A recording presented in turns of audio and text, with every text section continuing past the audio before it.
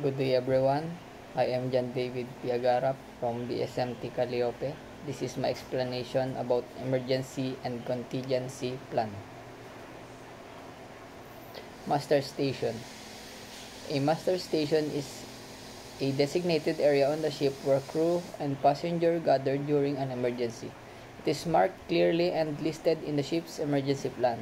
Each person on board is assigned a master station to ensure safety and other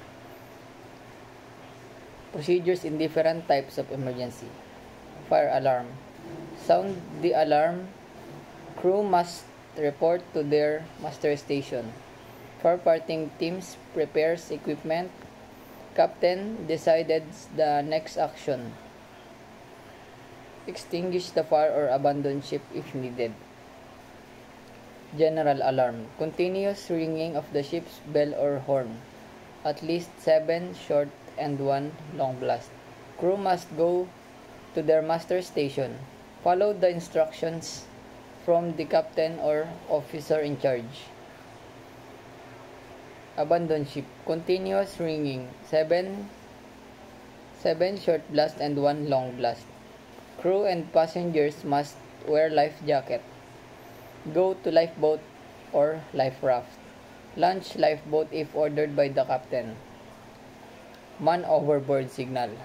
Shout man overboard and sound the alarm. 3 long blast and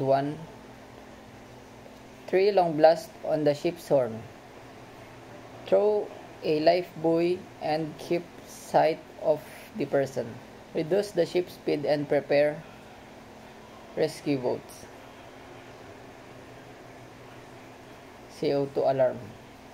Sound the alarm to warn that CO2 will be released in the engine room. Evacuate the area immediately. CO2 is released to put out fire. Crew must stay clear because CO2 removes oxygen. Engineer's call. Alarm used to call engineers for urgent issue in the engine room. Engineer must respond quickly and check for problems. Cargo hold flooding. Alarm the sound if water enters the cargo hold. Crew check and report the situation. Use bilge pump to remove water. If flooding is severe, prepare for the further action, ballast adjustment or emergency repairs. Pollution prevention. Alarm or alert given when there is an oil spill or pollution risk. Stop any leaks or spill immediately.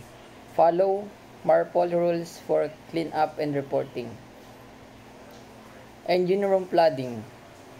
Sound the alarm if the water is detected in the engine room. Engineers check for leaks or damage. Use bilge pump to remove water. If flooding is serious, prepare for evacuation. Importance of training and drills. Preparing the crew for real emergencies. Drill help everyone know what to do. Reduce panic. Training makes responses faster and more organized. Improves teamwork. Crew members learn to work together. Ensure safety. Proper training can save lives. Meets legal requirements. Ship must follow international safety rules. SOLAS. Regular drills and training keeps the crew ready for an emergency at sea. That's all. Thank you.